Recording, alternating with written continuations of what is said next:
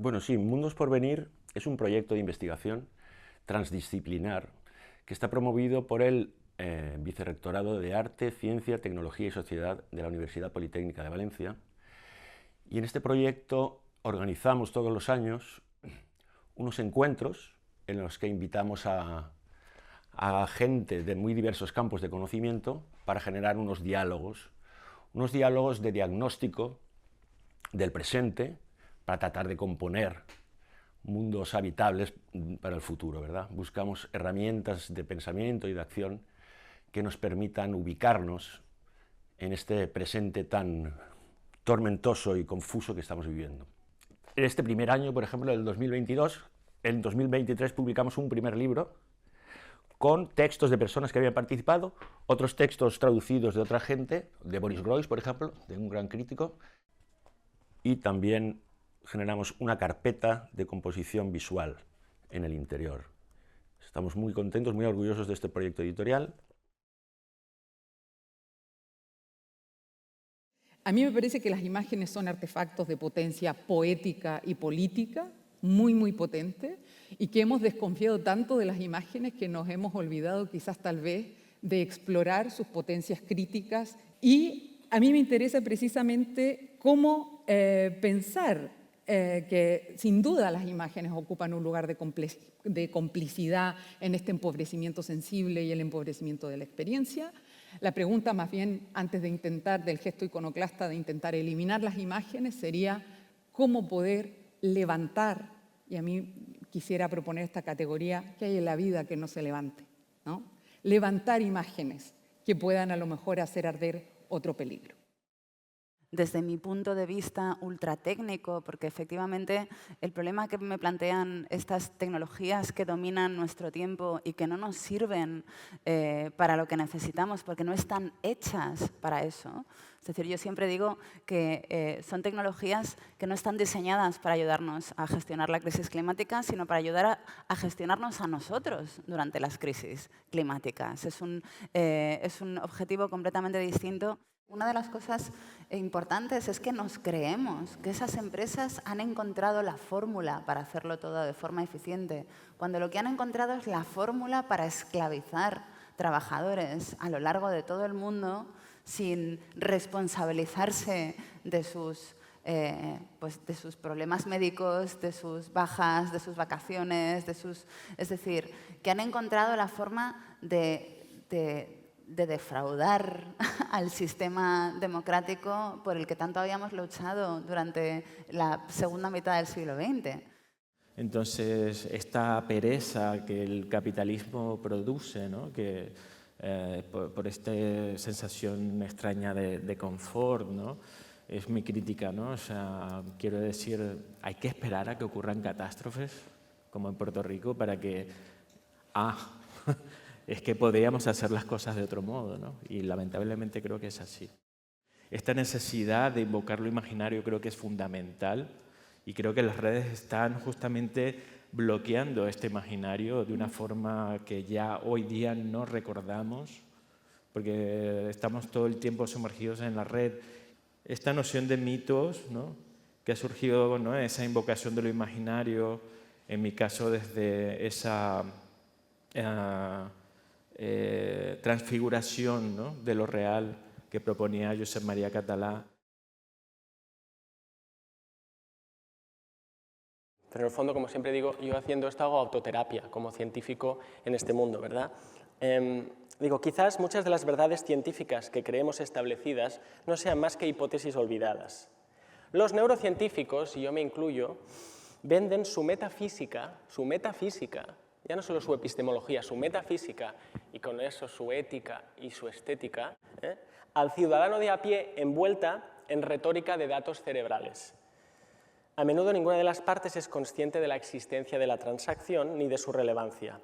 El abordaje reduccionista, mecanicista y materialista, lo que yo llamo la impía científica trinidad, ha dado lugar a un soliloquio colectivo que apenas deja espacio a un diálogo honesto, quizá como el que consigamos aquí, y creativo sobre la naturaleza de la materia para los físicos, quizá la vida para los biólogos y la mente para los neurocientíficos, podríamos decir. ¿Cómo nos hacemos conscientes de que nuestro conocimiento no es el conocimiento predominante, sino al revés, ¿no? Cómo entendemos que las otras personas también pueden ser productoras de conocimiento válido.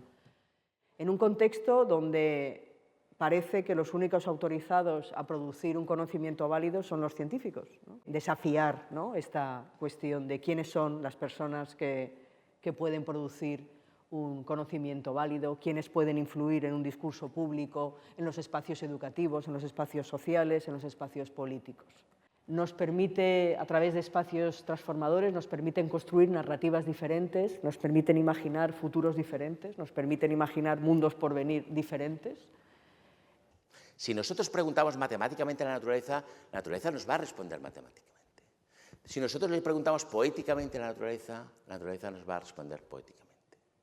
Cualquier lenguaje que utilicemos, vamos a tener una respuesta en ese lenguaje. Y no hay lenguajes prioritarios, aunque nuestra sociedad y las sociedades tecnológicas modernas están priorizando un único lenguaje. Pero no hay más verdad en la verdad matemática que en la verdad poética. Y Bohr dice, esas dos verdades son verdades complementarias. Ese es el principio de complementariedad. Entonces nosotros como civilización tenemos que decidir cuáles van a ser nuestras preguntas a la naturaleza, cuál va a ser nuestra posición frente a la naturaleza para sobrevivir como especie y no sobrevivir como cyborgs o como androides.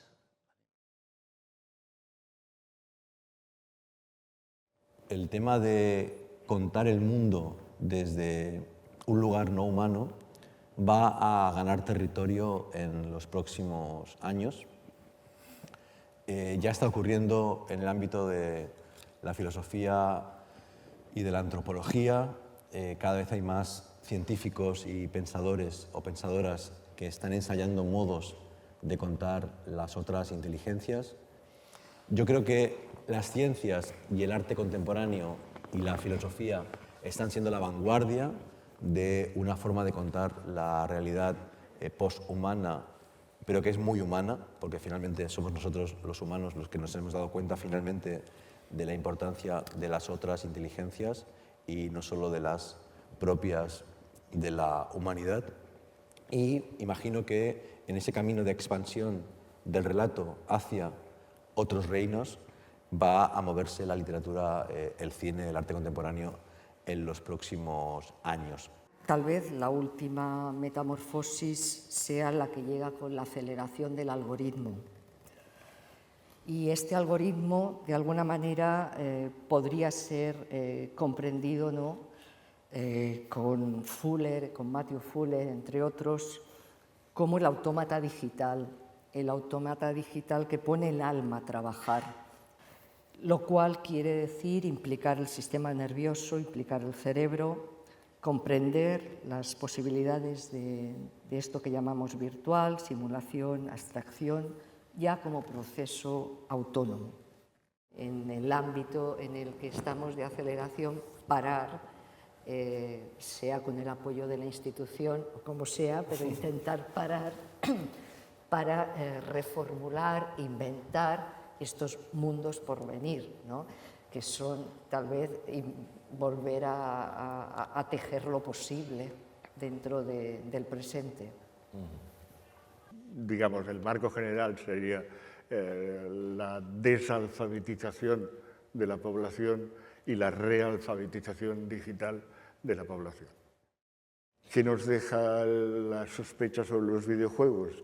Entendidos como formas de narración inmersivas e interactivas.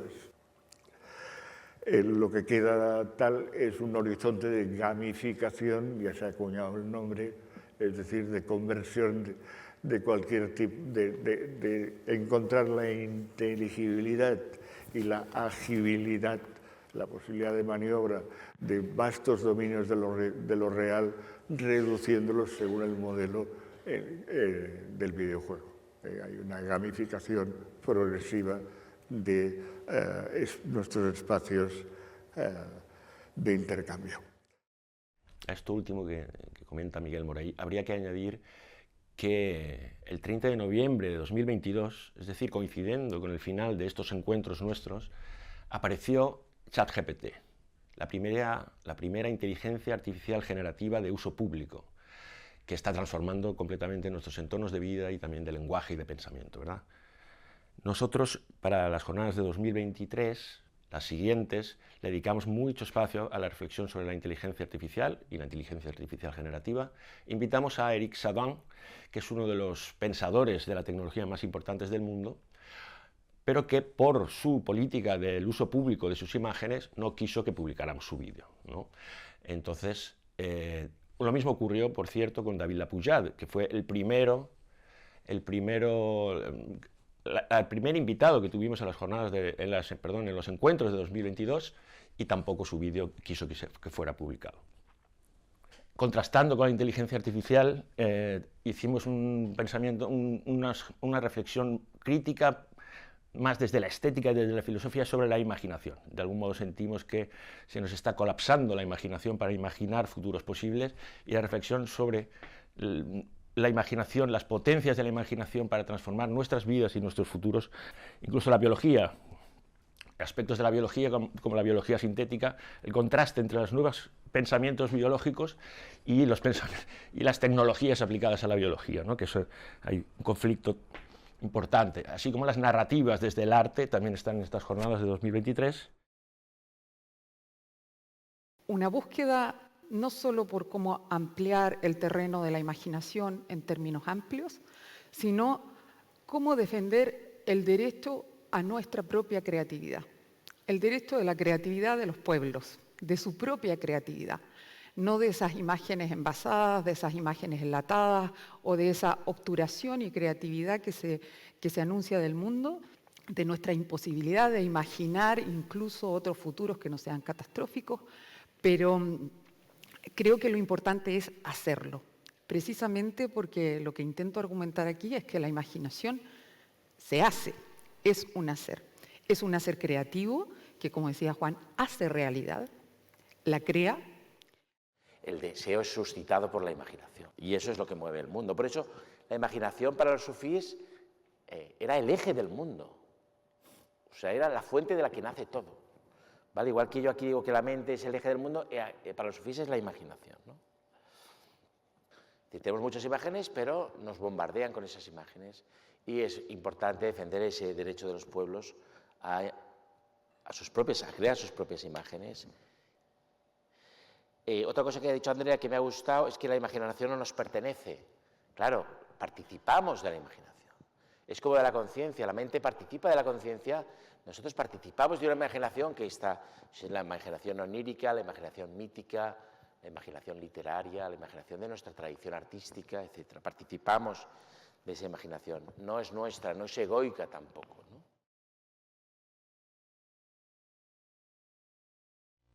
Por ejemplo, todo el desarrollo de la biología sintética está profundamente ligado a la voluntad y al proyecto de patentar la vida.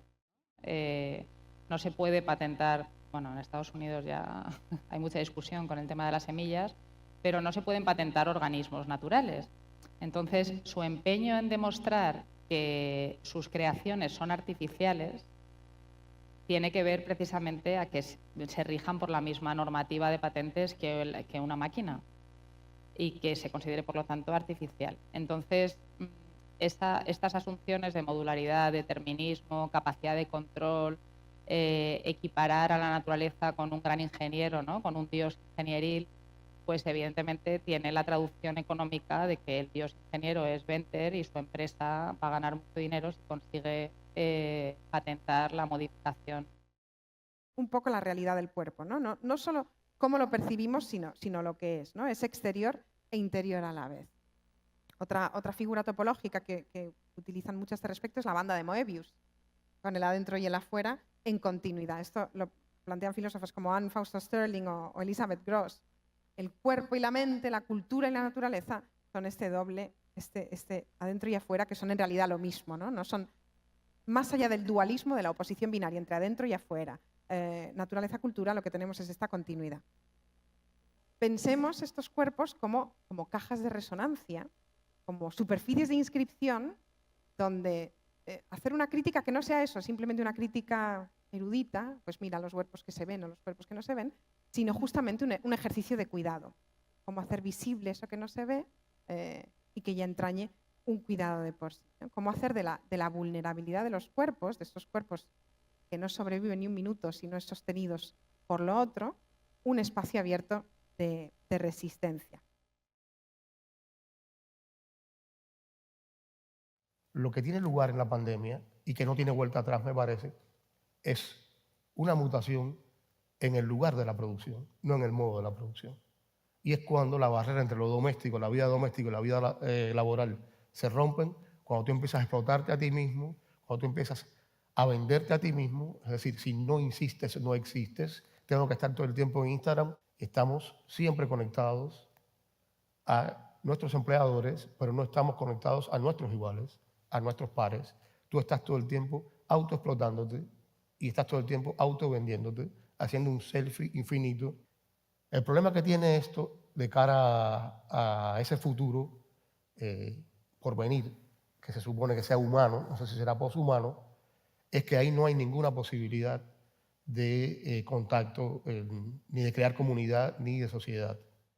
Estamos en un momento muy esquizofrénico, muy de disforia mundi, como dice nuestro amigo Paul B. Preciado, que estamos en esa situación disfórica, extraña en el mundo, en el que hay dos fuerzas muy potentes que están tirando y veremos hasta dónde van a tirar, hasta tensar la cuerda. Entonces, por un lado tenemos un movimiento que va cada vez más siendo más totalitario, que quiere borrar ese tipo de historias, es decir, eso no quiere revisitar la historia, etc.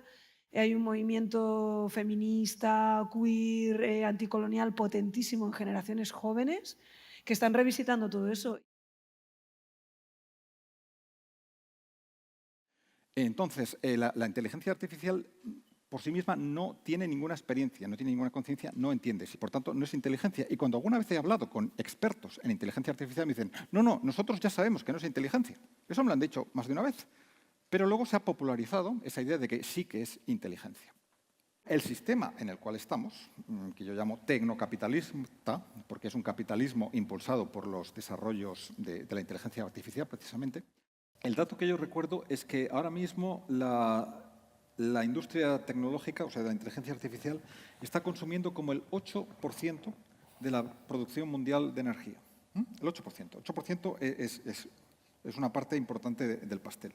La cuestión es que esto va creciendo exponencialmente y según algunos análisis publicados en revistas de inteligencia artificial, creo que hacia el año 2050 estaría consumiendo el 100% de la energía eléctrica que podemos producir. Pero está pasando en Irlanda. ¿No? Irlanda es conocido como un paraíso fiscal para las Big Tech, de hecho ahí tenemos casi todas las Big Tech y tienen muchísimos centros de datos allí. Y ya hay comunidades allá en Irlanda que están sufriendo apagones debido a que los centros de datos pues, saturan la red eléctrica. Y lo que podemos hacer, pues como tú ya bien dices, creo que ya has dicho que la Universidad Politécnica de Valencia ya estáis como creando como un programa ¿no? de tecnología y humanidades. Creo que eso es súper esencial porque yo como vengo de matemáticas siempre se ha ninguneado a las ciencias sociales y a las humanidades y creo que en los retos que nos estamos enfrentando como sociedad es fundamental que existan como esas colaboraciones y que exista como esa también comunicación ¿no? entre diferentes disciplinas sin que haya una jerarquía, sin que una disciplina pese más o valga más que otra. Y que queríamos dedicar a la figura de José Luis Brea, pero desde un enfoque que yo creo que todavía tenemos que repensar o seguir repensando desde la universidad y desde las facultades de Bellas Artes, que es el concepto de autor, que al fin y al cabo atraviesa todo. Y en ese sentido, José Luis Brea fue impulsor de un grupo que se llama la Société Anonyme y es la idea, ¿no? La idea es encontrar esa comunidad que genera los medios necesarios para poder sobrevivir. En definitiva, es da igual que lo circunscribas al ámbito artístico, en el cual tienes que sobrevivir como artista con una producción, o amplifiques el foco y de pronto pienses como sujeto cómo vas a habitar el mundo, ¿no? Yo creo que el conflicto que tenemos está ahí, desde lo más pequeño de nuestras prácticas a lo que más podamos amplificar, ¿no? Toda la lógica de las luchas, de la del capitalismo financiero que están vectorizando la geopolítica a nivel global hoy en día, tienen que ver justamente con eso que decía antes, nace en el liberalismo, que es exención de responsabilidades. Y hoy en día, sabéis que estamos en un proceso cultural internacional de disolución por completo de la lógica de lo público. Entonces, esa lógica del poder de lo privado sobre lo público tiene que ver precisamente no con el ego del autor, sino con el autor socialmente responsable, que es copartícipe de una responsabilidad común. Y eso es a lo que yo llamo autor. Se acaba reflexionando sobre las prácticas artísticas en la noción de autoría, ¿no? y la responsabilidad civil y política que hay en torno a esta noción, que ahora también está, digamos, problematizándose de manera muy intensa, porque la inteligencia artificial generativa está robando, digamos, la propiedad intelectual de todo el mundo, y nuestras imágenes, nuestros datos, para entrenar a sus inteligencias, ¿no? Por lo tanto, quisimos luego, después de haber dedicado 2023 tan intensamente a estas reflexiones, derivar más hacia las prácticas artísticas y hacia una práctica artística bastante lateral o no muy central, como es la danza, y una danza muy experimental, como veréis, y también unas reflexiones sobre el arte y la descolonización, algo que está también en la agenda ahora mismo de los museos y de las instituciones artísticas, y también incorporar al cine, y al cine como un instrumento muy importante en nuestros modos de enfrentar la realidad, y a los peligros que el cine puede, digamos, diagnosticar, los peligros del presente que cada vez vemos más inminentes en nuestra vida cotidiana, ¿no? En los cuadernos sobre el tocar que han escrito Aimar Pérez y Jaime Conde, hay una parte muy bonita sobre el tocar, que no es simplemente el tocar de la piel externa, ¿no? Sino cuando inhalamos, cuando ingerimos un alimento, ahí también hay un tacto, ¿no? Somos seres no simplemente corporales, sino intercorporales, decía el filósofo Merleau-Ponty. Somos seres que viven entre cuerpos, ¿no? Nuestro cuerpo es un ser entre cuerpos, ¿no? Y el cuerpo no es nunca un asunto privado, el cuerpo es siempre algo mediado por interacciones con otros cuerpos humanos y no humanos. O sea, que lo que pasa con el contact es que es contemporáneo de toda la crisis del VIH-Sida, y entonces mientras que por un lado se está expandiendo la práctica del contact por todo el mundo en el ámbito de la danza, está pasando todo el rechazo a las personas infectadas y no tocar. Entonces empezamos a preguntarnos sobre esta cuestión del tacto, de la piel como frontera, y la práctica como también una práctica de disolución de los límites. O sea, también es una práctica muy liminal, ¿no? En ese sentido, y también porque en esa época el tacto empezaba a ser igual que lo que vivimos durante el COVID, ¿no? Como no tocar, por miedo al contagio. Y por eso, en vez de contacto, utilizamos la palabra tacto. O sea, por eso decimos touching improvisation, no decimos contact improvisation. Algo que aparece mucho, que es un cuerpo de cuerpos, donde no sabes dónde acaba tu cuerpo y dónde empieza el del otro, donde entras en una disolución de los límites y de ti mismo como subjetividad o como identidad, ¿no?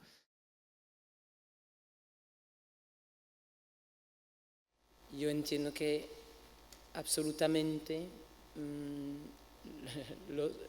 la violencia es demasiado grande y nada es suficiente, pero sí hay que entrar, por ejemplo, los mismos museos. Yo sé que hay una gran cuestión alrededor del devolver y todo eso, y por supuesto para mí siempre es como, vale, estamos hablando del arte, pero soy muy consciente de cómo el arte en este ejercicio colonial es como la política blanda, ¿no? en el continente africano.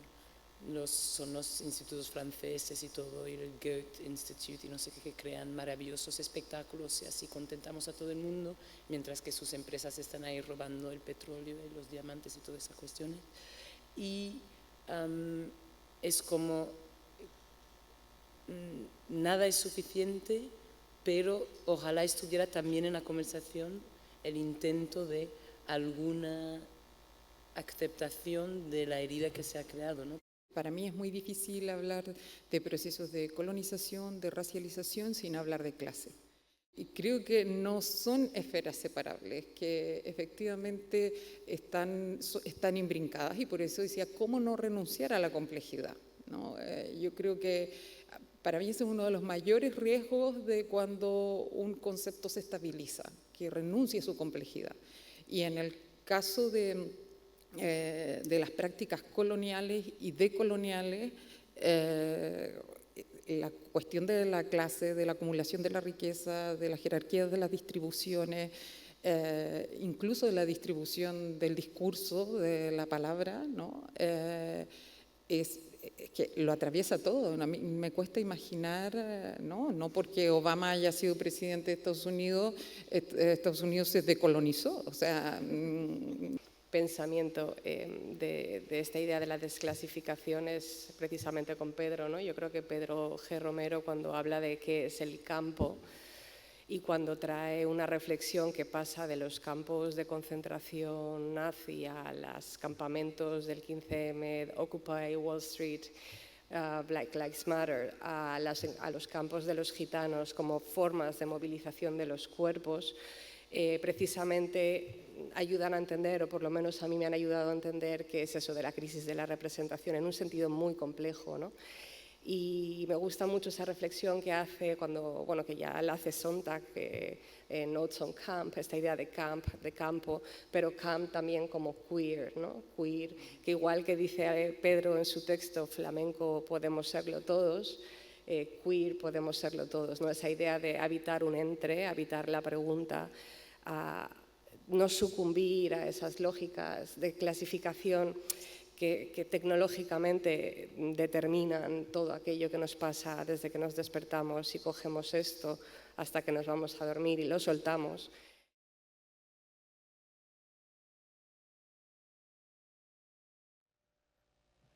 ¿Qué se encontraría el jefe samoano si pudiera regresar en nuestros días? Se encontraría probablemente una Europa que paga miles de millones de euros a otros países a cambio de la contención fuera de nuestras fronteras de cientos de miles de personas refugiadas. Una Europa en la que el sector de la seguridad pasiva, que así se llama, es un sector económico al alza. Una de las empresas con mayor proyección en este sector se llama Passive Security Limited, que se dedica al diseño, la producción y la distribución de concertinas de alta seguridad. Está a punto de firmar un contrato masivo a gran escala con un gobierno centroeuropeo. Esta empresa ofrece en su catálogo hasta 11 tipos de concertinas, pero su producto estrella son las Arrowblade. Donc la sécurité passive, oui, comme industrie terrifiante, c'est quelque chose qui précisément nous renvoie à nouveau à la question du dehors. Au fond, pourquoi est-ce qu'on a besoin de sécurité? C'est pour nous rappeler que l'Europe, comme le disait Zizek, repose sur une obscénité, une histoire de famille répugnante que l'on essaye de dissimuler, que l'on essaie de cacher. Et l'idée de sécurité passive, c'est une espèce d'euphémisme. C'est l'euphémisme en disant, au fond, on reste propre. L'Europe reste un lieu pas obscène, puisque ce n'est pas chez nous que ça se passe. C'est en dehors des frontières, c'est ailleurs d'une certaine manière chez les barbares. Y bueno, efectivamente, hemos terminado con los peligros del presente, ¿verdad? Y justamente cuando íbamos a hacer la sesión de un encuentro con Benjamín Labatut, ocurrió la Dana en Valencia, ¿no? Y entonces aquí toda la población civil y también la Universidad Politécnica de Valencia se volcó en la ayuda a las zonas afectadas y a las personas afectadas. Tuvimos que cancelar ese encuentro con Benjamín Labatut. Y bueno, con esto terminaremos con Benjamín Labatut y con Judith Butler, una reflexión también muy interesante y muy curioso, que justamente en la intervención de Judith Butler, que era muy optimista, precedió a el triunfo de Donald Trump en las elecciones de Estados Unidos. Thank you very much. I'm very glad to be here today. What I think is that people have to change their practices and give up their privileges in order to achieve a more equal world, and that equality needs to be made into a passionate ideal, one that is irresistible. I want people to come to that, to give up their privileges and to live in radically different ways in order to achieve a more equal, fair, just world. And the question is, how do we make that into a collective desire? And that is my unrealistic project. And by saying it's unrealistic, I'm not saying, oh, it'll never happen. I'm saying, no, I'm holding out for a different reality. Because, and I will say this, what if no one were holding out for another reality? What if nobody was being unrealistic? If we were all reconciled to reality, it would not work. It would not, it would be an impoverished world. It would be a world without ideals, without imaginings and dreams and visions. So I'd rather be with the so-called mad, a term that is used pathologically, but I think we should own it in a way. I would rather be unreasonable, outside of reason, outside of realism, and struggle for such a world. But my struggle would obviously be nonviolent.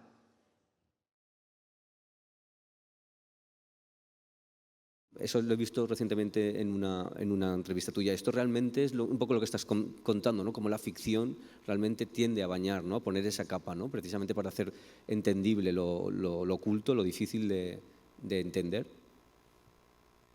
Una de las cosas con que me obsesiono es las trampas que nos tiende nuestra propia razón.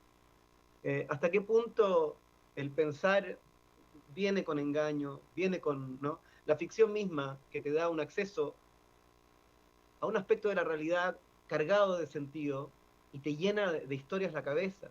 Y esas historias, yo como escritor, siento que los escritores padecemos la ficción, padecemos la literatura.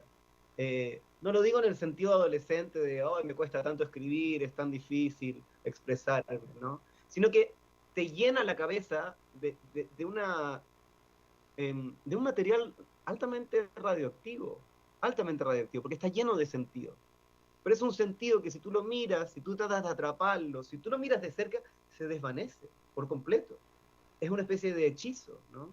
Entonces, el camino de la literatura es a mi gusto, y también siempre voy a citar a Calazo, porque es uno de mis ídolos y una de las personas que me ayuda a entender, el camino de la literatura es el camino del delirio y de la posesión.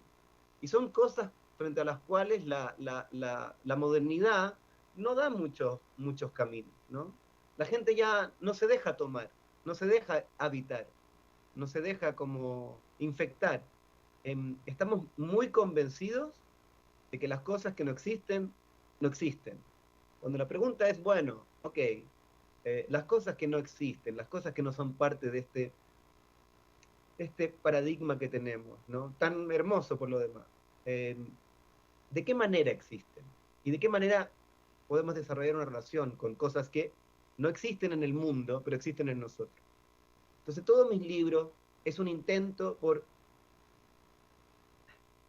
desencantar y reencantar, cubrir y revelar al mismo tiempo.